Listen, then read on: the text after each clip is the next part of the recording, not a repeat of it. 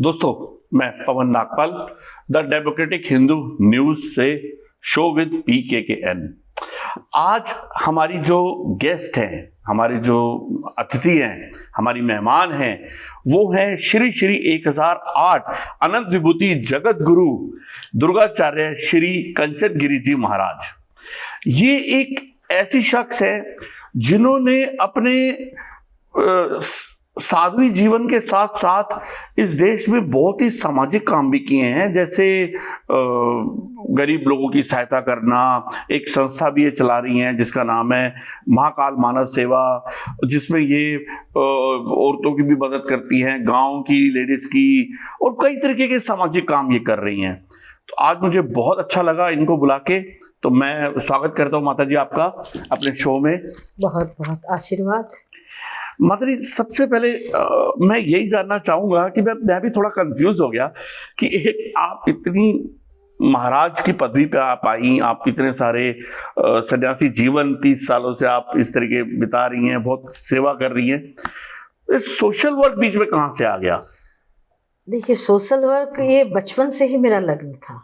मुझे याद है कि जब हमारी काम वाली आती थी तो मेरे फादर क्या करते थे, बहुत सारे अनाज 1 साल का खरीद के रख देते थे। जब वो कहती थी मेरे घर में अनाज नहीं है, तो मैं चुपके से वो निकाल के ना उसको दे देती थी। बोले जाओ तुम अपने घर में जाके भोजन बनाना। आदत रही है लोगों की मदद करना, तो वो हमारे व्यवहार में आ गया है, चाहे वो महिला हो, पुरुष हो। या मैंने जमुना अभियान चलाई, सबसे पहले जमुना जी की आरती ही मैंने शुरू की थी। और मैं रहती दिल्ली में सबसे पहले सोनिया विहार 2.5 पुस्ता है, वहाँ पे शुरू किया। स्पेशल लंदन से आती थी मैंने थेम्स रिवर को देखा, वहाँ किस तरह से गंदे पानी को किस तरह से स्वच्छ पानी जल में परिवर्तन किया, तो मेरे अंदर भावना हुई। तो मैं 2009 में सारी अभियान चलाई, आरती चलाई, आज लोग चला रहे हैं। डस्टबिन लगाए हमने ITO पे, करीब 500 ITO पे लगाए थे, और सोनिया विहार 2.5 पुस्ता पे लगाया। तो इस तरह के समाज सेवा बहुत ही किया मैंने। साथ ही समाज सेवा के साथ साथ महिलाओं को प्रमोट करना। तो बोलते हैं ना, या देवी सर्वभूतेषु शक्ति रूपेण संस्थिता नमस्तस्यै नमस्तस्यै नमस्तस्यै नमो नमः। या देवी सर्वभूतेषु विद्या रूपेण संस्थिता नमस्तस्यै नमस्तस्यै नमस्तस्यै नमो नमः। या देवी सर्वभूतेषु क्रांति रूपेण संस्थिता नमस्तस्यै नमस्तस्यै नमस्तस्यै नमो नमः। कारण यह है कि इसलिए मैं लड़कियों को प्रमोट करती हूँ कि देवी के अनेक रूप हैं। शांति रूप है, विद्या रूप है, लक्ष्मी रूप है, और जो हमारी दुर्गा है, डिफेंस, उसको डिफेंस मंत्री भी कह सकते हैं, संहार करने वाली। तो उसके लिए हम तलवार भी बांटते हैं कि समय आए तो तलवार उठाओ, काली बनो, दुर्गा बनो, और अपनी रक्षा खुद करो। तो कई बार मैंने 40-40 महिलाओं को इंडिया गेट पे तलवार भी बांटा, इस चक्कर में कि चलो हमारी महिलाएं सुरक्षित रहे। और बहुत जरूरी है आज के डेट में उनको प्रोत्साहन देने की। हाँ, प्रोत्साहन, क्योंकि आप डरी सहमी ना रहे, तलवार जरूर सीखें। तो मेरा विचार है, कई जगह मैं तलवार बांटती हूँ लड़कियों को, महिलाओं को, कि आप अपनी सुरक्षा स्वयं करें। उसके साथ साथ हिंदुत्व के लिए भी मन में विचार है, क्रांतिकारी है अंदर। भाई, जब हमारे कितने सारे युवा देश के लिए प्राण की आहुति दिए, चाहे वो भगत सिंह हो, चाहे स्वामी विवेकानंद हो, ऐसे बहुत सारे लोग हैं। तो वो हो सकता है जो ये आपका जो बोलते हैं ना, आपके व्यवहार में ऐसा क्यों है, मैं ये कहूँगी ये पिछले जन्म से ही जुड़ा रहता है। हो सकता है पिछले जन्म में हम क्रांतिकारी रहे हो। तो हमारे मन में विचार आया कि एक बार क्यों ना कुतुब मीनार जो है, कुतुबुद्दीन का बनाया हुआ है, वो विष्णु स्तंभ के नाम से जाना जाए। हमने वहाँ भी आवाज़ उठाई हिंदुत्व को लेके, और वहाँ पे हमने चालीसा की, और हमने पूरी बात रखी कि इसका नाम विष्णु स्तंभ होना चाहिए। और आज पवन जी, आप जगह जगह सुन रहे हैं हिंदू राष्ट्र लोग चिल्ला रहे हैं, शोर मचा रहे हैं। लेकिन जिस टाइम में हिंदू राष्ट्र की आवाज ही नहीं उठी थी, उस टाइम से हम लगे हुए हैं। तो माता जी, मैं आपसे इसी पे चर्चा करना चाहूंगा थोड़ी सी, कि क्या आपको लगता है कि हिंदू राष्ट्र बन सकता है, हिंदू राष्ट्र बनना चाहिए, या हिंदू राष्ट्र का कुछ लोग गलत मतलब निकाल के दूसरी कम्युनिटी को भड़का रहे हैं? देखिए, इसको थोड़ा सा आप क्लियर करिए। आप पवन जी, ऐसा है कि ये पूरा जो यहाँ से लेके भारत भूमि से लेके गंधार हमारा था, कहते गंधार भी हमारा, हिंद भी हमारा, सिंध भी हमारा, हाँ जी, है ना। तो ये पूरा हिंदुत्व तो ही था, हिंदू राष्ट्र ही तो था, सनातन भूमि थी। आज आप देखिए कम्बोडिया चले जाइए, वहां भी आपको एक से एक मंदिर मिलेंगे। आप मलेशिया चले जाइए, वहां मंदिर मिलेगा। बहुत ऐसे जहां जगह है जहां मंदिर, क्योंकि ये पूरी विश्व ही, सिर्फ हिंदुस्तान ही नहीं, पूरा विश्व ही सनातन भूमि थी। चाहे श्रीलंका में रावण रहे हो, वहां भी तो सनातन की ही पूजा होती थी, क्योंकि शिव के भगत थे रावण, तो वहां भी सनातन की ही जय जयकार होती थी। तो हमारे मन में ये भावना उत्पन्न हुई और हम सीधा यहाँ से, हमारी राज साहब ठाकरे से बात हुई कि हम लोग चलते हैं लाल चौक पे, हिंदू राष्ट्र की झंडा लगा के आते हैं। तो कुछ दिन पहले वहां की किसी आतंकवादियों ने 2 लोगों को मार दिया, एक दिन पहले। अच्छा। तो जितनी टीम मतलब इकट्ठे हुई थी वो सारे पीछे बैक हो गए। अब मैं मीडिया को संबोधित कर दी थी कि रघुपति रीत सदा चली आई, प्राण जाए पर वचन न जाए। तो मैं वचन दे चुकी थी, वचनबद्ध थी। मैंने कहा आज तो मैं 21 नवंबर का दिन था और 2021 था। मैंने कहा नहीं, अब हिंदू राष्ट्र का ध्वज मैं फैला के आऊंगी, चाहे अर्थी आए चाहे कुछ भी आए। तो मैंने वहाँ के गवर्नर को फोन किया, मैं आ रही हूँ, और ऐसे ऐसे बोले निषादवी जी ऐसा मत कीजिए। लेकिन मैं गई और मैंने वहाँ हिंदू राष्ट्र का झंडा फहराया और साथ में सारे मीडिया को संबोधित भी करके आए।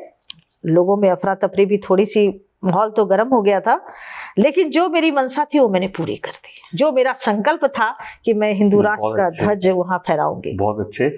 मेरा आपसे ये सवाल था, एक ये जरूर मैं पूछना चाहूंगा कि कुछ पार्टीज, कुछ राजनीतिक पार्टी ये हिंदू राष्ट्र के मैसेज को दूसरी कम्युनिटी को एक गलत तरीके से रिप्रेजेंट कर रहे हैं या सही कर रहे हैं, आप उसको जस्टिफाई कहां तक करते हो? देखिए ऐसा है कि जितने भी आप ये देखिए यहाँ के पर जितने भी थे लोग सारे सनातनी थे। जब सिकंदर आए बाहर से ही, तो मतलब जो जितने जिहादी लोग आए हैं वो बाहर से आए, बाहर से आए, कन्वर्ट किए लोगों को।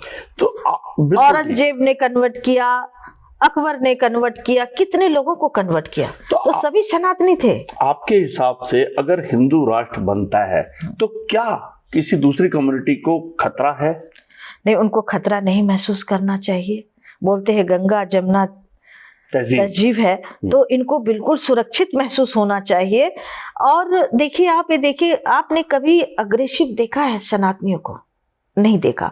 कुछ ऐसे जिहादी हैं जो अग्रेसिव है। अब जैसे हमें चैनल पे हमें बोल देते हैं शिव ऐसा है। जैसे आपने देखा होगा बहुत सारी एक सांसद थी जो नुपुर शर्मा, जिन्होंने आवाज उठाई, उन बार बार सनातन धर्म की वो आलोचना कर रहे थे। उन्होंने जो था कुरान में उन्होंने बता दिया कि ये बात है, तो उस पे आलोचना नहीं होना चाहिए, तन सर से जुदा का नहीं नारा लगना चाहिए, पत्थरबाजी नहीं होनी चाहिए। अब हमारे धर्म की कितनी धज्जियां उड़ाई जाती है, जब रामनवमी का जुलूस निकलता है उस पर पत्थरबाजी होता है, तो कभी आपने देखा कोई हिंदू खड़े होके बोला हो कि इनके सर तन से जुदा कर दे? कोई नहीं बोलता ऐसा। तो ये कौन कर रहा है? ये वो लोग कर रहे हैं जिनका ब्रेन वॉश किया गया है। वो पॉलिटिकल लीडर जो इनको अपनी तरफ झुकाने के लिए, लड़ाने के लिए, मरवाने की काम कर रहे हैं, ये उनका काम है। तो ये पॉलिटिकल प्रोपेगेंडा था। हाँ बिल्कुल, क्योंकि अगर ऐसा होता तो कुछ मुस्लिम मेरे से भी जुड़े हुए हैं। मैं यकीन नहीं कीजिएगा, जब मैंने कैरियर शुरुआत की थी मुंबई से जुहू तारा रोड पे, तो जो हमारे ओनर थे मुस्लिम थे। आज भी मैं जाती हूँ, मुझे बड़ी बहन मानते हैं, लेकिन मुझे नहीं पता लगता है कि मैं किसके घर आई हूँ, हिंदू के घर आई हूँ, मुसलमान के घर आई हूँ। तो ये कहीं ना कहीं कुछ लोग जो हैं ये माहौल को बिगाड़ रहे हैं, सनातन को, या इनका जो सारे जो और भी मुस्लिम भाई हैं, हमारे मुस्लिम लोग हैं, तो उनकी छवि को बिगाड़ रहे हैं, जो नहीं चाहते। एक बार मुंबई में राइट्स हुआ था, आपको याद होगा, तभी मैं वहां थी। तो पुलिस की कर्फ्यू जब लगा तो 70% वहां मुस्लिम थे। तो क्या बोले, यहाँ कर्फ्यू नहीं लगेगा, हम समझदार लोग हैं, हमें आपस में लड़ना नहीं है। अगर ऐसा हो जाए, मैंने खीरा नगर की बात बता रही हूँ, तो इतना सुन के खुशी हुई। उस टाइम मात्र मैं 23-24 साल की थी, तभी मैंने मुंबई रहती थी। 98 की बात कर रहे हैं शायद आप? 98 की बात कर रही थी, राइट हुई थी उस टाइम। 96-98। तो आप ये देखिए, अगर ऐसी विचारधारा होगी तो कहाँ प्रॉब्लम है हमें आपस में। जब ऐसी विचारधारा से उठ के हम एक दूसरे को मारने में, यूरिन डाल के देखिए जूस में पिला रहे हैं, तो कहीं ना कहीं हमारे धर्म को क्षति हो रही है। हम सनातनी तो ऐसे किसी के धर्म को नहीं बिगाड़ने की कोशिश करते। तो ये कौन लोग हैं?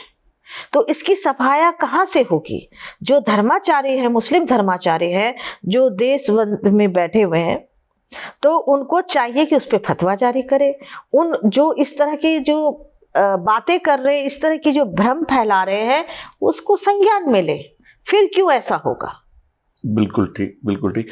एक चीज और, कुछ पार्टीज स्पेशली ये बात बोलती है कि हिंदू सेकुलर नहीं है, हिंदू डेमोक्रेटिक नहीं है। यहाँ तक कि जो आज हमारी देश में जो सरकार है बीजेपी की, उसको भी वो एक तरफा मानती है कि वो सिर्फ और सिर्फ हिंदुओं की सरकार है। क्या आपको ऐसा लगता है? देखिए, हिंदुओं की सरकार होती क्या, वो हमारे माननीय प्रधानमंत्री जी तो राशन तो दे रहे हैं ना मुस्लिम को। ही तो जाति नहीं पूछ रहे ना, कौन सी जाति की हो, या उनका आयुष्मान कार्ड बना है। मैं कहती हूँ उसमें से कम हिंदुओं का आयुष्मान कार्ड बना होगा जितने मुस्लिम लोगों का कार्ड बना है, क्योंकि वो लोग इतने लेजी होते, जाते नहीं कौन लाइन में लगे और कौन उसका फायदा उठाए। आप इनके हर घर में आयुष्मान कार्ड बना है सभी मुस्लिम के। तो कहाँ है कि नहीं मुस्लिम को हम नहीं देंगे, हिंदुओं को देंगे? कहीं तो नहीं देखा बीजेपी। हमने योगी आदित्यनाथ जी, हमारे सीएम उत्तर प्रदेश के जो हैं, हमने उनके बारे में भी सुना है कि गोरखपुर में उनके दरबार में हिंदू मुस्लिम दोनों काम के लिए आते हैं और दोनों के काम पूरी तरह से होते हैं। वो मुसलमान के लिए भी लड़ते हैं उनके काम के लिए। जब वो एमपी थे, जब वो पार्लियामेंट में बैठते थे, तो वो मुसलमान की भी आवाज उठाते थे।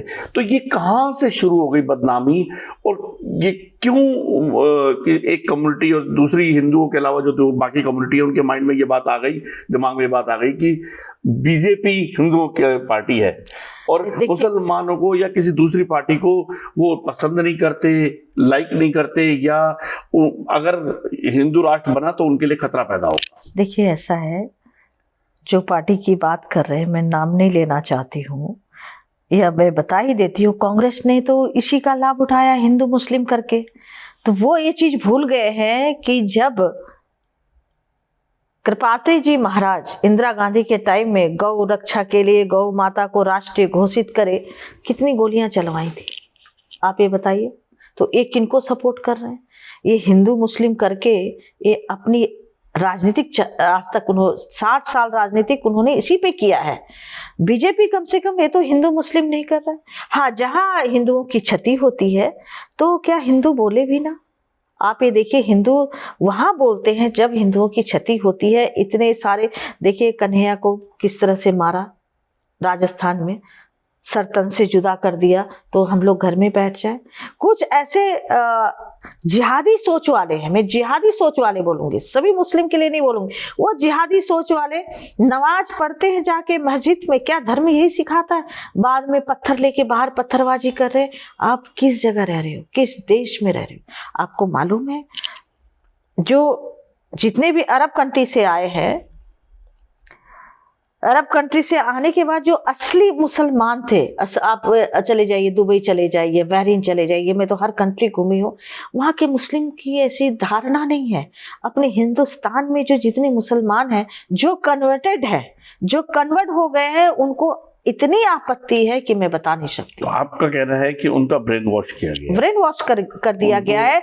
उनके दिमाग में ये भर दिया गया है कि तुम जो है नॉन मुस्लिम को मारोगे तो वहां अप्सराएं मिलेगी। यहां भी गंद फैला दिया, अब वहां भी गंद फैला दिए।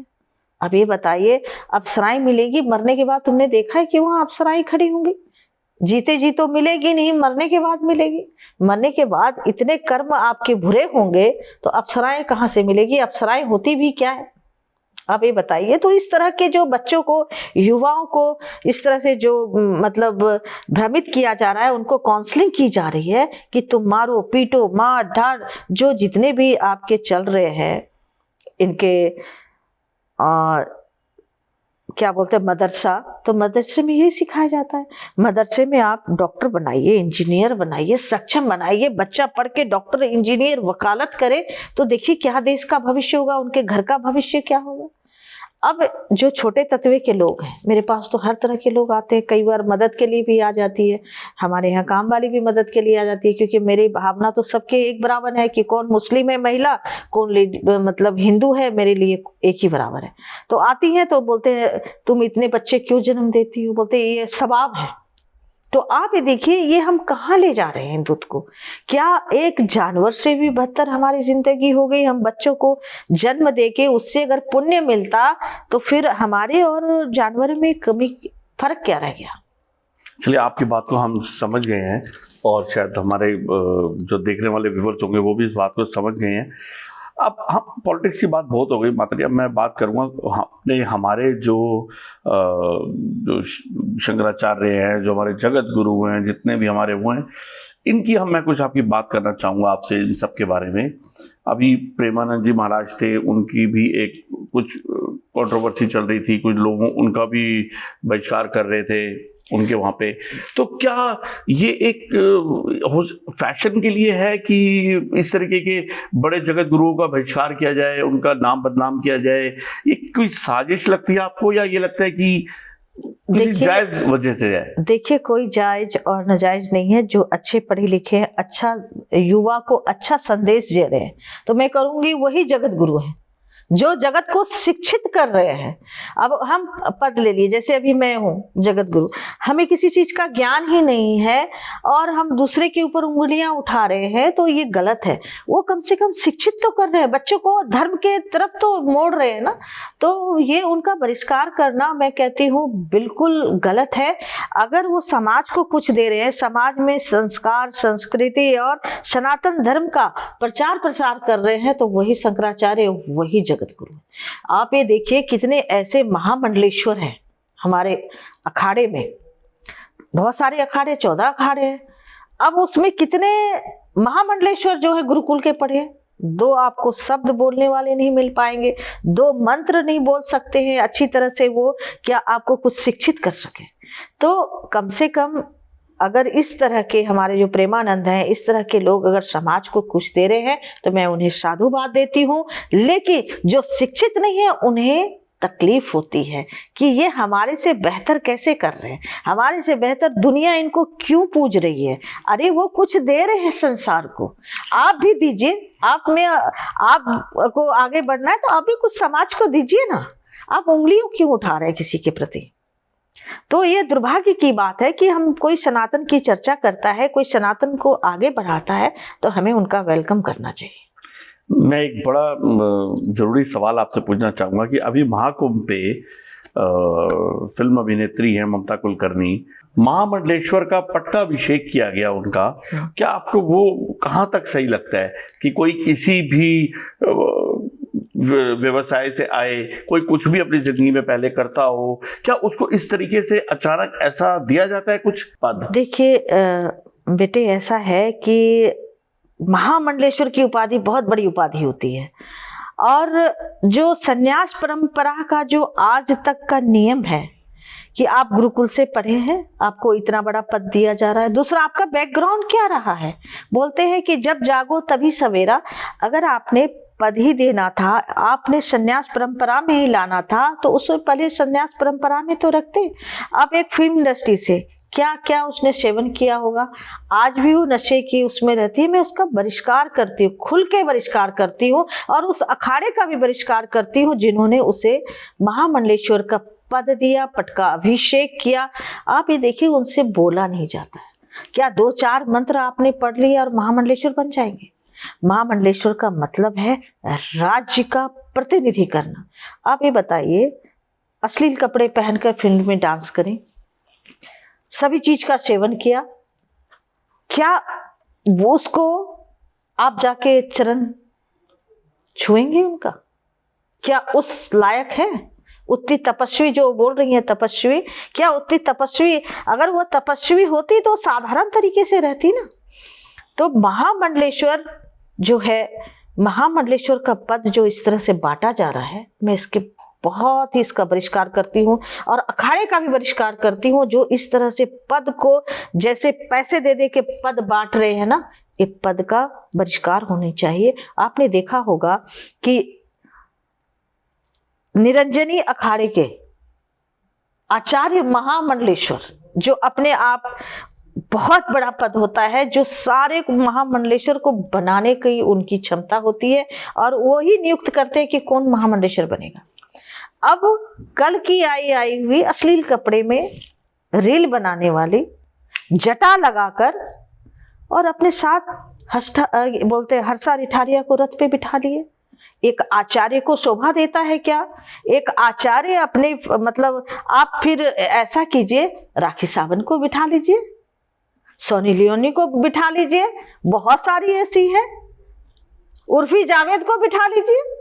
आपको इतनी पब्लिसिटी चाहिए तो क्या ये शोभा देता है? एक मतलब आचार्य महामंडलेश्वर को आपने रथ पे बिठा के और अपने साथ ले जा रहे हैं। ये कहाँ तक है? क्या समाज को क्या संदेश जा रहा है? आप समाज को क्या संदेश देना चाहते हैं कि ये इनको बिठाएंगे तो अपने ट्रम्प भी आ जाएंगे ये चीज देख के? मतलब आपको लगता है कि ये पब्लिसिटी के लिए किया? ये पब्लिसिटी क्या? धर्म से कोई लेना देना नहीं, इनको ये धर्माचार्य हो ही नहीं सकते। क्या एक धर्माचार्य का ऐसा ये बनता है कि आप अपने रथ पे बिठाइएगा? एक आचार्य का यही वो आचरण रह गया।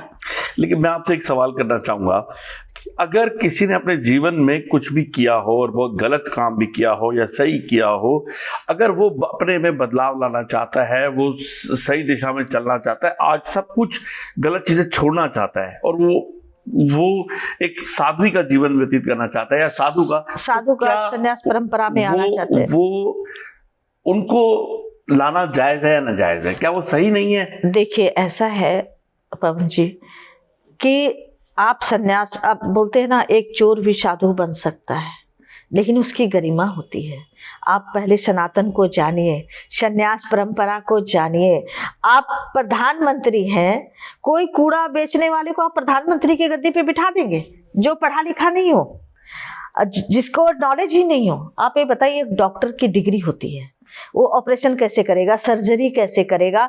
तो उसी तरह एक डिग्री होती है आचार्य महामंडलेश्वर। समझ के एक टाइम दिया जाना चाहिए, टाइम देना चाहिए। क्या वो गुरुकुल के पढ़े? आप एक देखिए, एक भटका हुआ इंसान आपके पास आता है, आप पढ़े लिखे नहीं हो, आपको सनातन की जानकारी नहीं है, 4 वेद 18 पुराण है और भी बहुत सारी हमारी रामायण है, भागवत गीता है, शिव पुराण है, भागवत पुराण है, इतने सारी चीजें हैं। जब उसका ज्ञान ही नहीं है तो आप समाज को क्या देंगे? जब आपके पास वो पहुंच जाएगा तो आप क्या बताएंगे? आपसे जब वो चर्चा करने, आपसे ज्ञान लेने जब आएंगे तो आप क्या देंगे उसको? जैसे एक डॉक्टर को जब ऑपरेशन करना पड़ता है, जब तक उसकी बोलते हैं पढ़ाई या साथ में प्रैक्टिकल दोनों होता है, तभी वो सर्जरी कर सकता है। उसी प्रकार अगर आप में कुछ है ही नहीं क्षमता, योग्यता, तो आप कैसे महामंडलेश्वर बन सकते हैं? बिल्कुल ठीक माता जी, बिल्कुल ठीक। मैं आपसे अब मैं थोड़ा सा कुछ ऐसा सवाल करना चाहता हूँ जिसमें शायद आपका भी कुछ योगदान कभी रहा है, मैंने सुना था या पढ़ा था। देखिए, आपने महिलाओं के लिए तो बहुत कुछ किया। आपने महिलाओं को सशक्तिकरण करने के लिए महिलाओं को हथियार भी दिए, तलवार दी उनको, उनके लिए आप हमेशा खड़ी हैं। और अब आपने सुना होगा हमारे प्रधानमंत्री जी महिला बिल भी लाना चाहते हैं जी, बहुत आरक्षण लाना चाहते हैं, आरक्षण लाना चाहते हैं। तो मैं आपसे एक सवाल करना चाहता हूं कि आज की जो महिला है, जिसकी वजह से कहीं ना कहीं एक ये भी चीज सामने आ रही है कि जो आज का कल्चर हमारा है, उस कल्चर में कुछ शादीशुदा नौजवान लड़के भी परेशान हैं, जिन्होंने अभी हाल ही में कुछ लोगों ने खुदकुशी कर ली वीडियो डाल के, एक महिला से, अपनी वाइफ से परेशान होके। तो ऐसी महिलाओं के बारे में आप क्या कहना चाहोगे? और दूसरा, क्या आप कभी ऐसे आदमियों के समर्थन में उतरोगे? देखिए, आपको शायद पता नहीं होगा, एक कैप्टन अजय थे, मर्चेंट नेवी के कैप्टन, तो बेचारे के साथ डावरी केस ऐसे लगा था। लास्ट में वो इतना फ्रस्ट्रेट हो गया था पुलिस के टॉर्चर से, उसने कहा कि मैं सुसाइड कर लूँगा। तो किसी ने मेरा रेफरेंस दिया, वो मेरे पास आया, मैं बेटा चिंता मत करो, तुम केवल सारे मुझे एविडेंस ला के दो। और मैं पहली महिला थी उसके साथ, और उसके कंधे से कंधा मिला के और उसका साथ दिया और उसे न्याय मिला। आज उसने सेकंड मैरिज की और सुखी संपन्न है। तो मतलब आप इस तरीके का कोई अगर आपके पास आता है जो महिला से परेशान है, दुखी, तो आप उसके लिए भी लड़ेंगी? बिल्कुल लड़ाई लड़ेंगी, बिल्कुल। आधी रात को आए कि मुझे महिला प्रताड़ित कर रही है, जिस तरह से मैं महिलाओं के लिए काम करती हूँ वैसे पुरुषों के लिए भी काम करती हूँ। उनका वेलकम है, वो कभी भी आ सकते हैं। बहुत बढ़िया, बहुत बढ़िया माता जी। माता जी एक बात बताइए, जितना बड़ा हमारा देश आज नाम हो रहा है इस महाकुंभ को लेके, 58 करोड़ शायद लोगों ने स्नान कर चुके हैं अब तक वहाँ पे, इतने एक शहर के अंदर, छोटे से हिंदुस्तान के। तो ये एक अपने आप में मुझे तो लगता है बहुत बड़ी चीज़ है। आपके लिए क्या, आपको क्या लगता है? और एक चीज़ और, दूसरा ये कि कुछ लोग इसको भी भला बुरा बोल रहे हैं, कुंभ के नाम को अजीब नाम से बुला रहे हैं, कुंभ को भी क्रिटिसाइज कर रहे हैं, कुंभ में ये हो रहा है, गलत हो रहा है, मतलब कुंभ को भी नहीं लोग छोड़ रहे। तो आप इन दोनों मुद्दों पे क्या बोलना चाहेंगे? देखिए, मैं सबसे पहले माननीय योगी जी को बहुत बहुत साधुवाद देना चाहती हूँ। जिस तरह से उन्होंने व्यवस्था और इतनी सारी सब संतों के लिए उन्होंने बढ़ चढ़कर काम किया, और जो कुछ नहीं करता वही उंगली उठाते हैं। जो आप कह रहे हैं, मैंने सुना था कि कोई मौत का कुआं कह रहा है, कोई गंगा जी को दूषित कह रहा है, वो खुद ही दूषित है। वो इतने दूषित है कि अब सोचिए, इससे जरा पापी इंसान कौन हो सकता है जो महाकुंभ को और गंगा जमुना सरस्वती जो गंगा धारा है, जो वहां डुबकी लगाकर लोग अपने आप को धन्य कहते हैं, और उस पर भी वो उंगली और उस पर भी राजनीति कर सकते हैं, तो उसके लिए दुर्भाग्य से बड़ा कुछ हो ही नहीं सकता। उससे बड़ा पापी इंसान हो ही नहीं सकता जिसने अपने धर्म को नहीं जाना, अपनी गंगा जी को नहीं जाना, सरस्वती को नहीं जाना, महाकुंभ को नहीं जाना, जहां देवी देवता भी आकर डुबकी लगाते हैं। एक कबीरदास की वाणी है, मैं आपको जरा सुना देती हूँ। मन मेरा चंचल हुआ, उड़ उड़ चला आकाश, स्वर्ग लोक खाली पड़ा, साधु संतन पास। जहाँ साधु संत चर्चा करते हैं वहीं भगवान आके उस चर्चा को ग्रहण करते हैं। इसका मतलब ये है, आप सोचिए वहाँ कितने सारे संत थे जो सिर्फ चर्चा, देवी देवताओं का चर्चा करते थे, और देवी देवता उनकी चर्चा को ग्रहण करने उस महाकुंभ में पहुंच रहे थे। तो इससे अच्छा भव्य महाकुंभ क्या हो सकता है? बिल्कुल ठीक, बिल्कुल ठीक।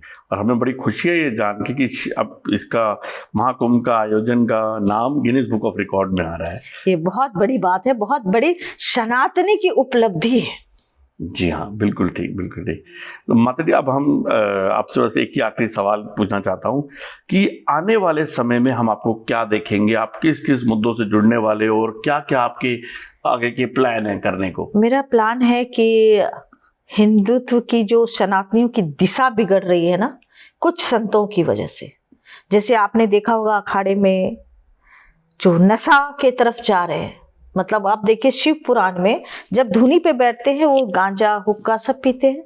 शिव पुराण में कहीं नहीं लिखा हुआ है, क्योंकि ये चर्चा का विषय है, और इस पे अगर आज हम बात नहीं करेंगे तो ये आगे चलकर बिल्कुल बच्चों के जो यंग जनरेशन है उनकी भविष्य बिगड़ेगा। क्योंकि जब वो खुद नशा कर रहे हैं, खुद ही चरस गांजा ऐसे हुक्का पी रहे हैं, तो हम यंगस्टर्स को क्या दे रहे हैं? जब उनके चरणों में जाएंगे तो वही धूम्रपान करेंगे, और हम बोलते हैं धूम्रपान निषेध है, तो हम बोलेंगे सारे अखाड़े को कि आप धूम्रपान नशा मुक्ति आप अखाड़ा बनाइए, नहीं तो इस पे कड़ी प्रक्रिया हम लोग लेंगे और संज्ञान लेंगे कि ये हमारे धर्म की विरोध है। लोग भगवान शिव को बदनाम कर रखे हैं कि भांग धतूरा ये सब क्या किस पुराण में लिखा हुआ है? शिव पुराण में लिखा हुआ है, कोई शास्त्र में लिखा हुआ है, लेकिन एक बहाना बनाकर सेवन कर रहे हैं। तो आप इस मुद्दे पे क्या करने वाले हैं आगे? इस मुद्दे पर अभियान चलाऊंगी। अब मैं कोशिश करूंगी कि जितने भगवान शंकर को, भगवान शिव जो हैं, शिव से बड़ा कुछ नहीं है, और उनको बदनाम करते हुए जो नशा ला रहे हैं सनातन जो नशा कर रहे हैं, तो उस पे हम कोर्ट भी जाएंगे, माननीय प्रधानमंत्री जी को भी लेटर लिखेंगे कि इस तरह से लोग जो कुंभ में बहाने बनाकर और इस तरह से नशा कर रहे हैं उसे तुरंत बंद होना चाहिए। चलिए माधवी, बहुत अच्छा काम है, बहुत ज़रूरी भी है हमारे भविष्य, देश के भविष्य के लिए, हमारे यंगस्टर्स के लिए। तो हमारी बहुत बहुत शुभकामनाएं आपको आने वाले आपके सारे काम के लिए। तो दोस्तों, ये थी हमारे साथ महाराज कंचन गिरी जी, और उम्मीद करता हूं कि आपको अच्छा लगा होगा इनका हमारे साथ पॉडकास्ट। और मुझे लगता है कि जो इन्होंने बातें करी वो बहुत ही अच्छे एक सेकुलर इंसान को जताती हैं। एक साध्वी होने के नाते भी इनका मन, इनकी जो कार्यशैली है वो सब लोगों के फायदे के लिए ही है। तो इसी तरीके हम अगले पॉडकास्ट पे मिलते हैं जल्दी एक नए गेस्ट के साथ। Thank you.